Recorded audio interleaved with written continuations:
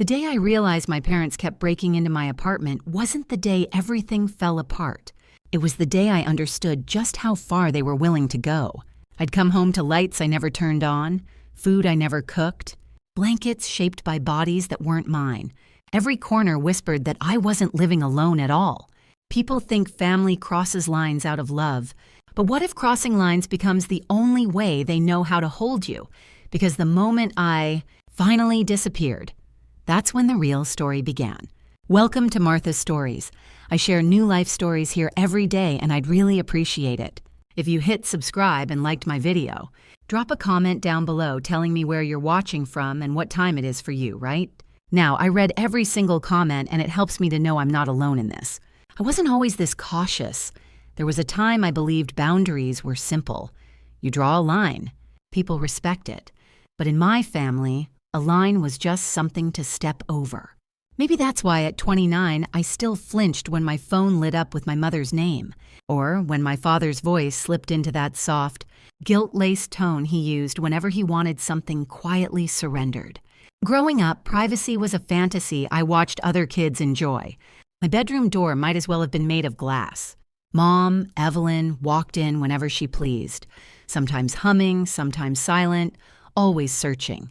She'd pick up notebooks, skim pages, ask questions masked as concern. "You hide too much," she'd say, though she never stopped to consider why I felt the need to hide it all. Dad, Thomas, never interfered. He'd shrug, mutter something about keeping the peace, then let her keep going. Meanwhile, my younger sister, Leanna, lived like royalty in a kingdom built from exceptions. Her room was off limits. Her mess was called creativity. Her mistakes were phases. Mine were warnings.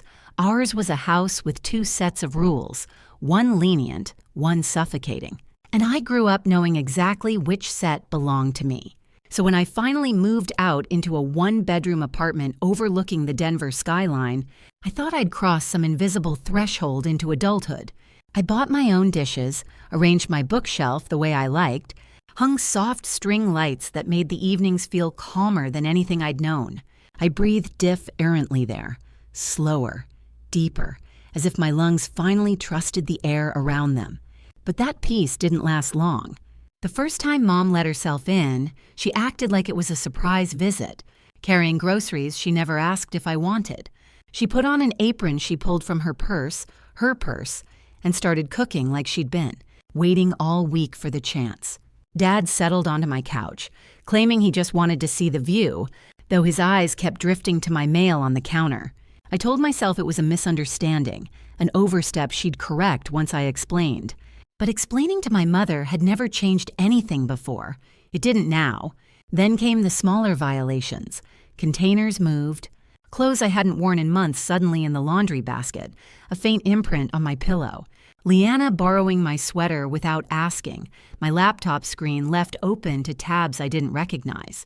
Each incident was small enough to excuse, but together they felt like a tide rising under my feet. I knew the pattern. I'd lived it before. And just like when I was a teenager, my mother called it love, my father called it protection, and I was supposed to call it normal. Except this time it wasn't their house, it was mine. And deep down, I already sensed something I wasn't brave enough to admit yet.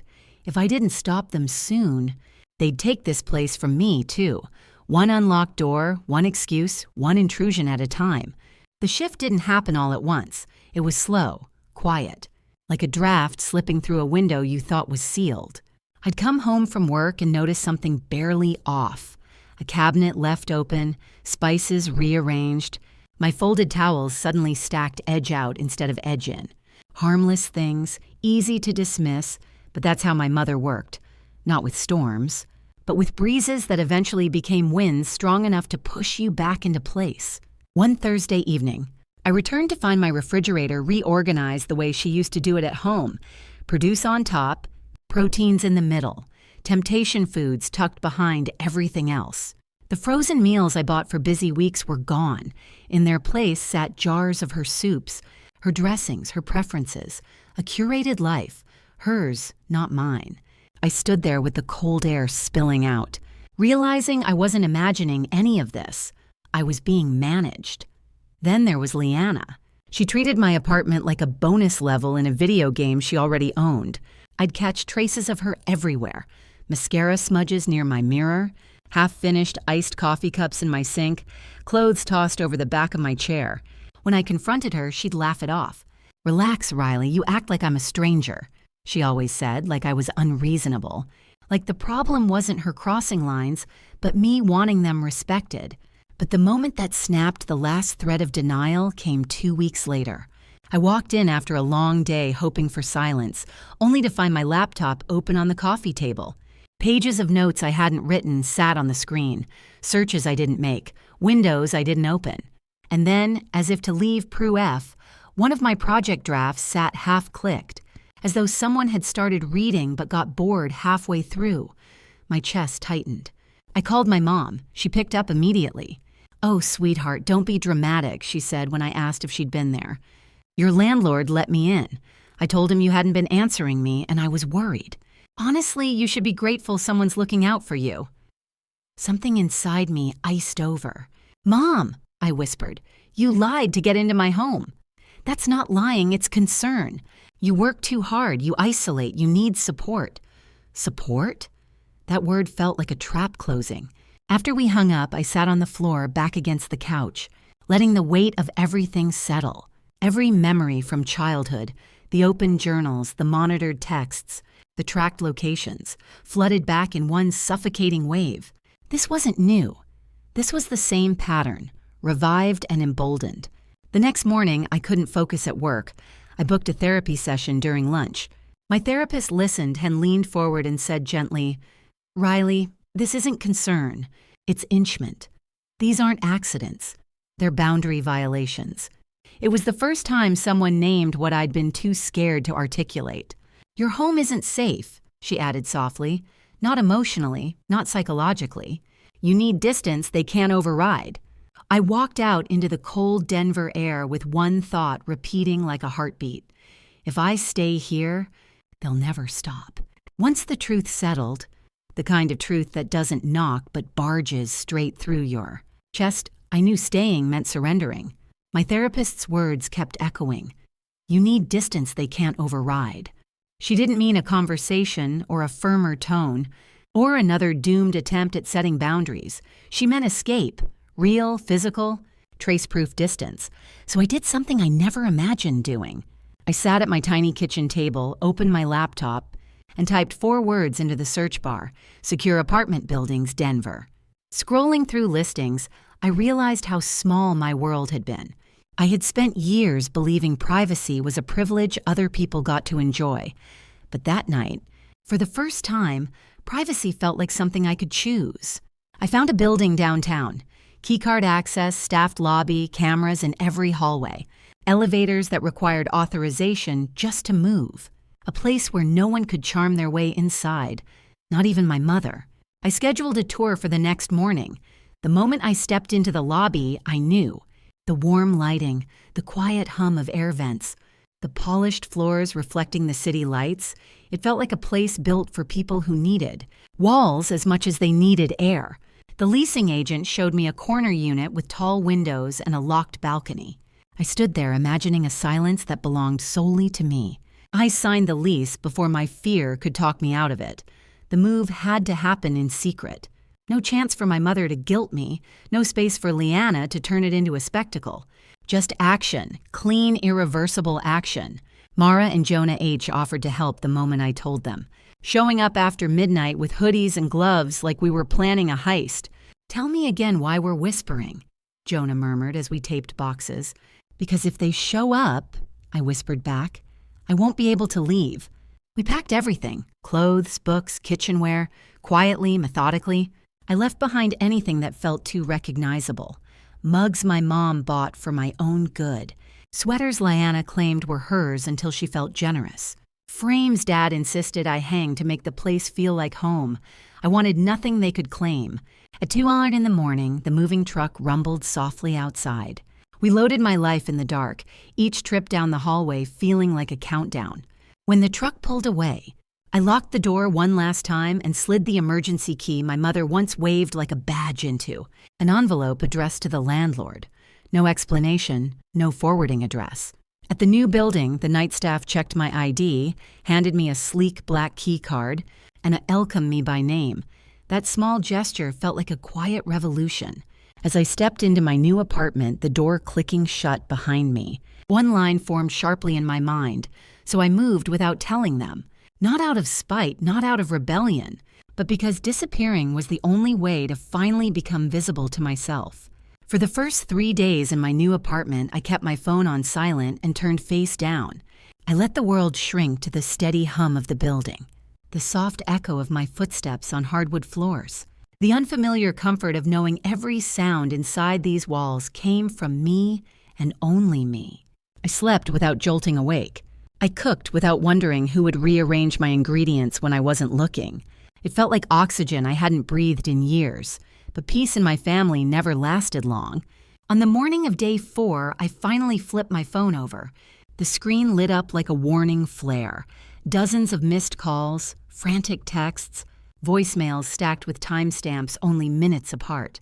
My mother, my father, Leanna. Even numbers I didn't recognize, likely neighbors from my old building. Riley, answer immediately. This isn't funny. Where are you? We're coming. Call us right now. And then Leanna's post on social media. My sister is missing. Please pray she comes home. Missing.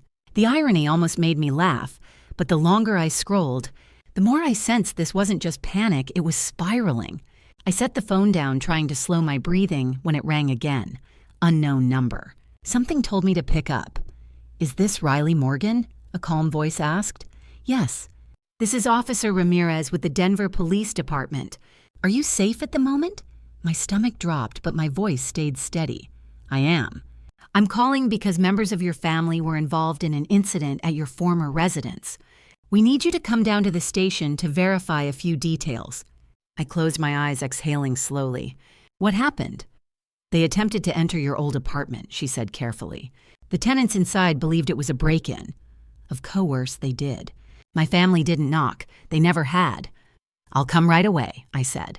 When I entered the station, the fluorescent lights hummed over rows of chairs, the scent of stale coffee drifting from somewhere behind the front desk.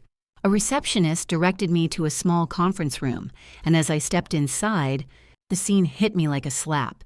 My mother sat at the table, mascara smudged, tears streaking her cheeks in uneven lines. My father hovered beside her, jaw clenched, eyes darting toward the doorway as I appeared. And Leanna paced in the corner, arms folded, her face blotchy from crying or from being caught. It was hard to tell. The moment my mother saw me, she gasped. Standing so abruptly, her chair screeched against the floor. Riley! Oh my God, where have you been? We thought you were dead. Her voice trembled, but beneath the panic, I recognized something else. Accusation. As if my disappearance had been a personal attack against her. I didn't move closer. I'm fine, I said quietly. You shouldn't have been at my apartment. That's not your apartment anymore, my father muttered, as if that somehow justified it. Officer Ramirez entered then, calm and steady. Let's all sit, she said. My mother sniffled dramatically and collapsed back into her chair, clutching tissues like props. I remained standing until the officer motioned me into the seat across from them. Morgan, she began. We need to clarify your whereabouts and well-being because your family reported you missing. I wasn't missing, I said. I moved. You moved? My mother repeated, her voice breaking. Without telling us. Without telling me? Her hurt tone would have gutted me once. Now it sounded like a familiar trap being sprung. Yes, I answered simply. Leanna rolled her eyes. You're being ridiculous, Riley. If you had just told us, none of this would have happened. Officer Ramirez cleared her throat. Let's revisit what did happen. According to the tenants and witnesses, your family attempted to force entry into a unit that wasn't theirs. That's a lie, my mater snapped. We thought Riley was inside. We were trying to save her. By climbing onto someone's balcony? The officer asked evenly. Leanna shifted uncomfortably. I slipped. It wasn't like a break-in. My father rubbed his temple. We were desperate. Our daughter vanished. What were we supposed to think? You're supposed to respect her privacy, the officer said. She's an adult. Her absence is not a crime." Their silence landed like weight on the table. I inhaled. "I moved because you wouldn't stop entering my home." My mother's head whipped toward me. "We only went inside to help you." "You lied to my landlord," I reminded her. "You told him I was unstable, so he'd let you in." She flinched at the word lied, but recovered quickly. "I was worried." "You read my things. You reorganized my home. You gave Leanna a key." Leanna scoffed. "Oh, please, you act like I stole something." "You stole my space," I said. "My safe place." Officer Ramirez folded her hands. "Ms. Morgan, would you like to formally document these boundary concerns?" My mother gasped. "Document? She's our daughter." "And your trespassers," the officer replied calmly. Intentional or not, the words hit my family harder than anything I'd said. My father leaned forward. "Riley, come on. We made mistakes, but involving the police." "You involved them," I said gently. "Not me." "And let them face the police." The line from my thumbnail, the line that defined everything, settled over the room like a truth none of them could escape. My mother's lips trembled. "I can't believe you'd do this to us." I met her eyes. "I didn't do anything to you. I just stopped letting you do things to me." Silence. Heavy. Necessary. Officer Ramirez slid a form across the table. "Given the circumstances, I recommend a written boundary agreement. It's not a restraining order, but it documents expectations moving forward." My mother stared at it like it was a death sentence. I kept my voice steady. "Here are my terms. 3 simple lines. You will not come to my new home. We only meet in public places. You do not access my personal belongings, accounts, or mail. Ever." My father frowned. "That's extreme." "No," I said softly. "It's adulthood." For a moment, no one moved.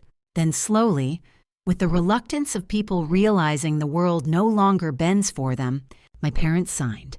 Leanna signed last, eyebrows tight, jaw set, understanding finally dawning in her expression. When the paper slid back to me, the signature shimmering slightly in the overhead light, something inside my chest untangled, something that had been twisted for years. My mother whispered, "I miss when you needed us." I gathered the papers calmly. "You can still be in my life.